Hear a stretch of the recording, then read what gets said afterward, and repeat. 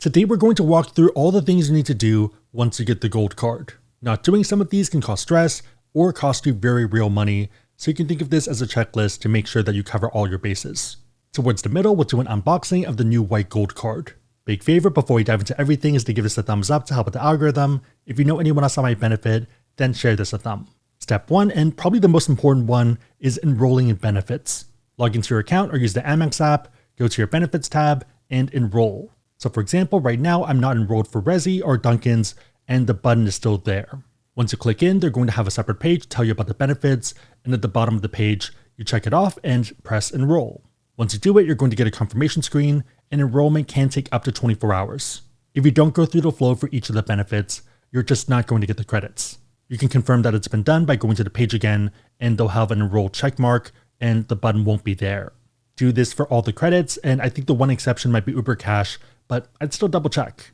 Step number 2 is to add the Amex Gold card to your Uber account. Reminder that you do get up to $10 in Uber Cash per month, so up to $120 per year. Once you add your card to your account, you're going to get the credit for the month, and then every subsequent month, it'll be automatic. You pretty much get it midnight Eastern time once the month rolls over. If you're on the West Coast, be careful of this because sometimes you can time it wrong and you might end up losing out. It is $10 per month, but it is use it or lose it, so you cannot keep stacking it and rolling it.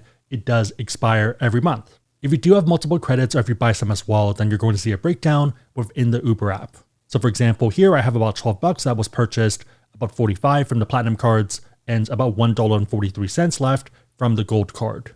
If you use Uber, pretty straightforward here. Step 3 is to download the Uber Eats app. If you don't use Uber, whether for this month or at all, then it might make sense to use Uber Eats instead. The idea is that it does pull from the same balance, and you'd probably want to find 2 or 3 places that you like that you otherwise would go to, and make sure that they're ready to go. Main idea being that you're not scrambling at the end of the month if you don't end up using it. Step number 4 is to add it to your mobile wallet. This in particular is super helpful for the dining credit, where it's up to $10 per month and up to $120 per year. So this is for GrubHub, Cheesecake Factory, Goldbelly, Wine.com, and Five Guys, and the rationale is that for a lot of those places, you can just tap your phone and it works. Especially for someone that swaps cards in and out of your wallet, then this makes it super easy, and even if you forget to bring the card, you can just tap. Step number 5 is to look for options on GrubHub. Same idea as Uber Eats, you pretty much want to find places that you like or you go to already, and that ideally aren't marked up. Even though there are a bunch of other options, I think for most people, it's probably going to end up being either GrubHub or Cheesecake Factory. Step number 6 is to download the Dunkin's app. For this one, it's up to $7 per month and up to $84 per year. If you're on the East Coast, then you can just tap to pay or swipe the card and you're good to go. But for people on the West Coast, the app is going to save them a lot of value. The idea being that you might not have a Dunkin's within your vicinity or even within your state, and you can actually do $7 reloads on the Dunkin's app, and that works. There are some concerns and questions about auto reloads not working, so you might want to keep it manual for now. But yeah, otherwise, I think most people are pretty happy with the rollout of this credit, given how it's currently working. It went from super annoying to pretty reasonable. Step number 7 is to find restaurants that you like on Resy. So for this one, it's up to $50 semi-annually and up to $100 per year. Given this, you do have a bunch of time, so for the latter half of the year right now, you have until December. Still though, I think it's good to keep in mind, especially if you do have date nights or other special occasions coming up and you want to go to a fancier meal. Also, depending on city, there are a lot of casual places, so it doesn't have to be super fancy. As long as you enroll in the perk, all you need to do is use the card there and you're good to go. You don't technically even need to make a reservation through their platform. I think the main thing they're looking for is whether you use the card, so the gold card, and whether the restaurant is within Resy, within the program, at the time of the swipe. I guess it probably is good to make a reservation though, especially because maybe restaurants do go in and out of the network, and you don't want to feel screwed. Step number 8 is to enroll in ShopRunner. You do get this with other cards and other American Express cards, so you might already have this, but if you don't, then this is pretty good. Worst case, it doesn't cost you anything and might help with some returns. The main draw is that you get 2-day free shipping on eligible items at a bunch of stores, and also free returns, which is nice. I probably only use it a few times a year, but it beats paying for shipping. Step 9 is to check your account for Amex Offers. There are some pretty solid brands on here, so for example, for travel right now, there's Hilton All-Inclusive Resorts, Waldorf Astoria, Conrad and LXR in the US and select markets. It's also not travel specific, so for example, Zoom, HP, and UPS. Ones that I'm probably going to use are Dropbox and Stumptown. I like Stumptown and buying it anyways, so why not get an extra $6 back for something I'm already doing? If you don't have the card and you are considering it, then I would strongly recommend using Card Match to see if you can pull the 90k points or higher offer. We do have a blog post on this and it should pop up if you Google Card Match Ask Sebi. I'll also link it down below. If you're not sure if the card makes sense for you, we do have a calculator that should also pop up and allows you to pretty much crunch your numbers, so how much you spend and how many points you earn, and also how you value these credits and whether the economics make sense. If it works, great, but if it doesn't, there are a lot of other cards that might be a better fit. On that note, if you want to learn about this card or pretty much any other card out there and you want to support the channel, we do have links on the website, asksebi.com, and also down below in the description box. Make sure the links are competitive, that the cards make sense for you, but otherwise it is a huge way to support the channel, so thank you in advance. If you already have the card but you want the white gold version, then you can request it by logging in and going to account services. Within that page, you have a lot of options and you want to click card management. Here you have a few options. You can either replace your card, but for our purpose, you want to change your card design. It's not giving me the option right now since I already did it, but if you didn't do it, then you're going to see the normal gold, the rose gold, and also this new white gold that is limited time. So yeah, the big thing to note is that at the moment, members can choose the new limited edition white gold card while supplies last.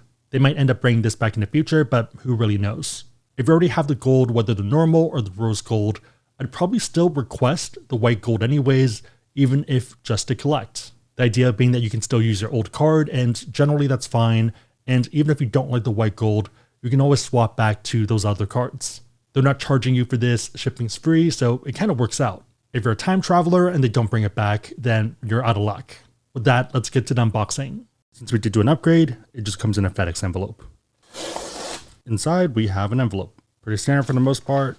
If you want to destroy your card, the old one, then you can send it back to them. This is information on the new credits, so up to 100 for Resy, and it is up to 50 semi-annually. Up to 84 for Dunkin's, which is up to 7 per month. We'll get into this, but for all of these, enrollment is required, so be very careful and make sure to enroll.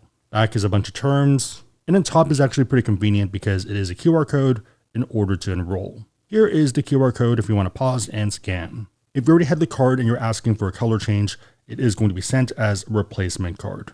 On the back, you have more information on the new stuff and more QR codes to scan to do things. Finally, in the middle is going to be the card itself. It looks pretty nice. It looks a bit more yellow than pure white, and it really catches the eye. Of a lot of other cards out there, even metal ones, there's nothing that really kind of has this color palette to it. It really is an interesting choice. I thought they would go for more of a white, but this is more of a white gold that has a bit of patina to it, which is super unique. So when you think of white gold, when you've worn for a bit, that has a bit of color now, that's the look. Call me crazy, but there's just something to it, and it's pretty unique. It makes it really good marketing. Let's do a fast drop test. Pretty plasticky, but that's fine. Okay, let's compare it to the other versions of the gold card. This is the trifecta. So up here we have the rose gold, and pretty standard, looks pretty nice to me. I'm a fan of it. Yellow gold, which is pretty classical, and it's the old yellow that they used for the PRG, the gold, other ones for pretty much forever. So this is the classic look. This is the white gold, and you can see how different it is because all the symbols, all the wording is all a bit like matted out and colored, compared to these ones where the black is very obvious. Even with the rose gold, you don't really have that. Yeah, it's a very unique look. Here is all three again, and you can kind of see the shine. In terms of the three, this one does catch the eye the most. Like it just doesn't look like the other cards. I think some people might not like it though, because it is going to look a bit more faded. Yeah, you can see the black pretty obviously for these two. This one, not the case. Whether the border, logo, or the American Express wording. Back though is the more legible color, so don't be too concerned there. Here's all three like this, in case helpful for whatever reason. Here they are fanned out, bit of shine to it. Here is the cards in order of them coming out. And then here is the reverse order for whatever reason, in case useful. Here is a Kirby to help with the marking of color. Curious what you think of the colors and which one you like of the three. Okay, so we have Mandy here now. What are your thoughts? Which one do you like? Which one would make a guy more attractive to you if they had the card? What? I don't think that's how attraction works. Okay. Which card do you like the best? Which one would you personally use? I think I still like the rose gold or the white gold. So not the yellow one. No, unless you like classic. So this one's a bit too old school for you. Yeah. Of these two, which one do you like better? And why? I think the white gold, because it's a novelty right now, so I would definitely get it as a collector's item. But long term, probably stick with the rose. I'll do white gold for a few months, and then we'll see what happens. So if a guy was paying... But you said this was my wallet. I don't think people get judged on what they have in their wallet unless you're paying with a debit card. Okay. I think that's when our friends get the looks if they like pull out a debit card at dinner. Some people have said that it is a bit lighter than the other ones, and let's test it.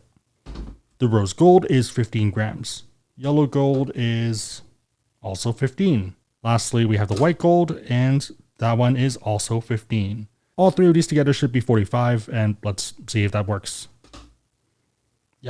40. Okay, yeah, so maybe it's a bit less than 15 for each one, but more or less 15. Same weight, no difference, and pretty much 15 each for each one. Let's do a bench test. Pretty sturdy. Yellow gold. Same thing, white gold. About the same to me. Some people have mentioned that the white gold feels cheaper or lighter. It's not lighter, but I think the difference is the metal coating or the plastic coating on top of this compared to the prior ones. I think the main difference is that this one is more raised compared to this one, which is more flat, and something about the more raised side of it makes it feel maybe a bit more premium compared to the new white gold. I think even back in the day for business cards, when you can kind of feel the lettering, it feels a bit more premium, and that might be the difference. If you made it to this point, leave a package emoji in the comments down below, and I'll try to heart it and also respond. 3 questions. Number 1, what are your thoughts on the updated card? Number 2, how are you using the credits? And number 3, do you like the white gold or do you prefer the yellow or rose gold? Let me know and everyone else know in the comments down below. Big favor, thumbs up, consider subscribing, but otherwise hope you liked it. See you next time.